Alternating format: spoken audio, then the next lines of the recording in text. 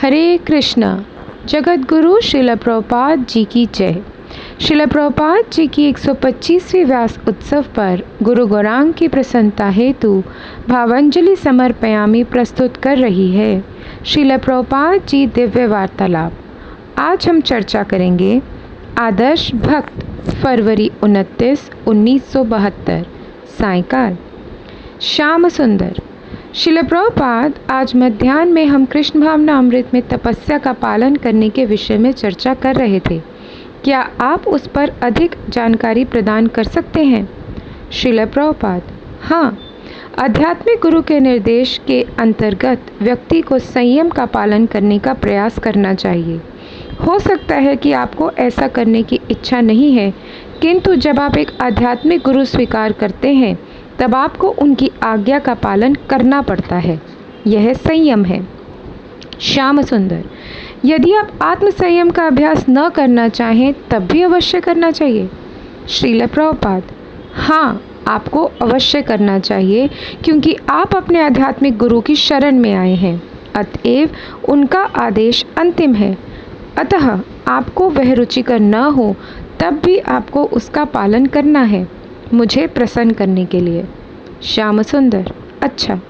श्रील प्रभुपाद: किंतु आपको रुचिकर नहीं है। उपवास करना किसी को भी रुचिकर नहीं होता है, किंतु आध्यात्मिक गुरु कहते हैं आज उपवास है, फिर क्या किया जा सकता है?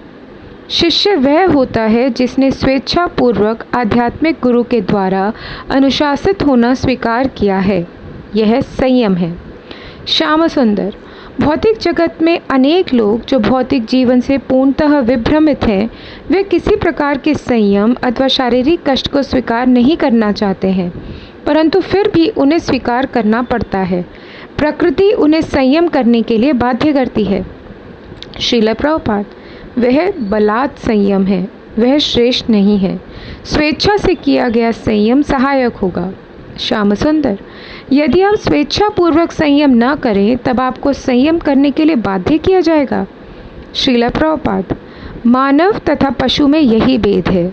पशु संयम को स्वीकार नहीं कर सकता है, किंतु एक मानव इसे स्वीकार कर सकता है। हलवाई की दुकान में एक उत्तम खाद्य पदार्थ है, मनुष्य उसे खाने की इच्छा करता है, किंतु वह देखता है कि उसके पास पैसे नहीं हैं, अतः वह आत्मसंयम कर सकता है। किंतु जब एक गाय आती है वह तत्काल अपना मुंह उसमें डाल देती है। आप उसे एक छड़ी से मारते हैं, किंतु वह इसे सहन कर लेगी।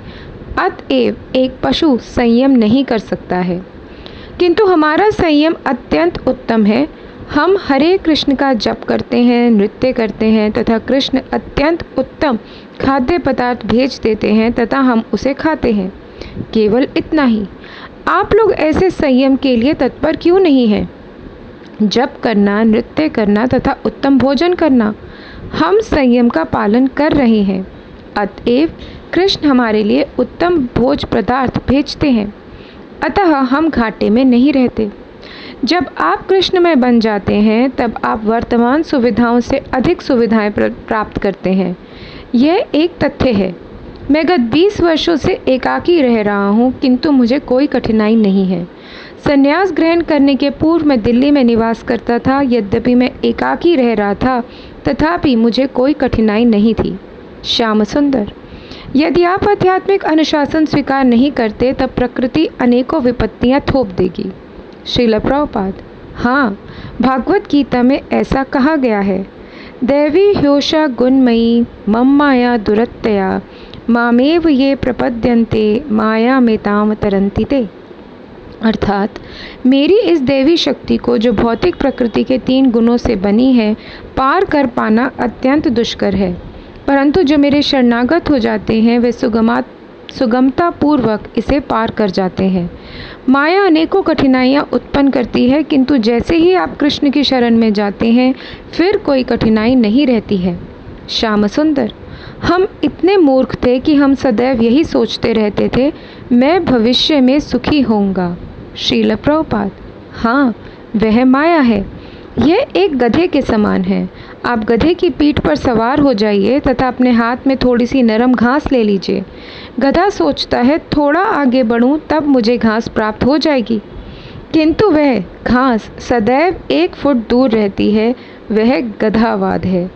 सब लोग सोचते हैं थोड़ा आगे बढ़ूं तब मुझे वह प्राप्त हो जाएगा, मैं अत्यंत सुखी हो जाऊंगा।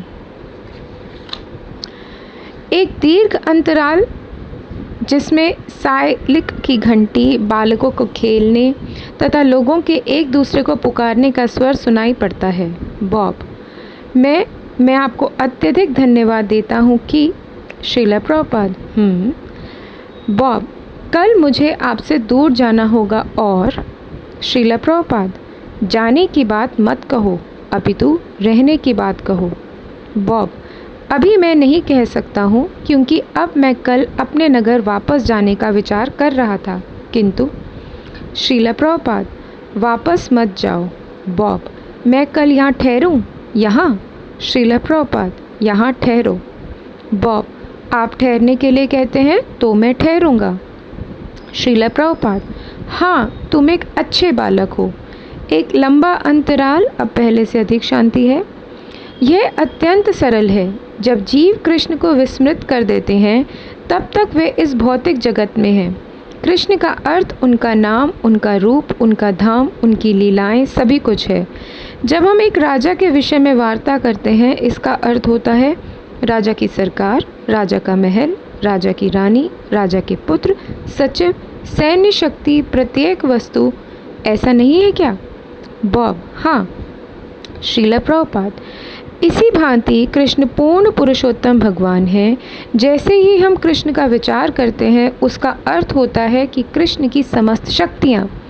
राधा कृष्ण कहने से वह पूर्ण हो जाता है। राधा कृष्ण की समस्त शक्तियों का प्रतिनिधित्व करती हैं तथा कृष्ण परमेश्वर हैं। अतएव जब हम कृष्ण की चर्चा करते हैं तब उसमें जीव भी सम्मिलित होते हैं, क्योंकि जीव कृष्ण की विभिन्न शक्तियों में से एक है, उनकी उच्चतर शक्ति। अतः जब यह शक्ति शक्तिमान की सेवा नहीं करती हैं तब वह भौतिक अस्तित्व होता है। संपूर्ण जगत कृष्ण की सेवा नहीं कर रहा है, वे कृष्ण की सेवा एक भिन्न प्रकार से कर रहे हैं। जिस प्रकार आज्ञा का उल्लंघन करने वाले नागरिक परोक्ष रूप से सरकार की सेवा करते हैं, उसी प्रकार वे भी परोक्ष रूप से सेवा कर रहे हैं। राजा के नियमों का उल्लंघन करने के कारण बंदी गृह में आते हैं, अतः बंदी गृह में वे राज्य के नियमों का पालन करने के लिए बाध्य हो जाते हैं। इसी भांति यहाँ समस्त जीव ईश्वर विहीन है, अपनी इच्छावश अथवा अज्ञानवश। भगवान के प्रभुत्व को स्वीकार करना उन्हें रुचिकर नहीं होता है, आसुरी। अतः हम उन्हें उनकी मूल स्थिति में वापस लाने का प्रयास कर रहे हैं। यही कृष्ण भावनामृत आंदोलन है। हरे कृष्णा।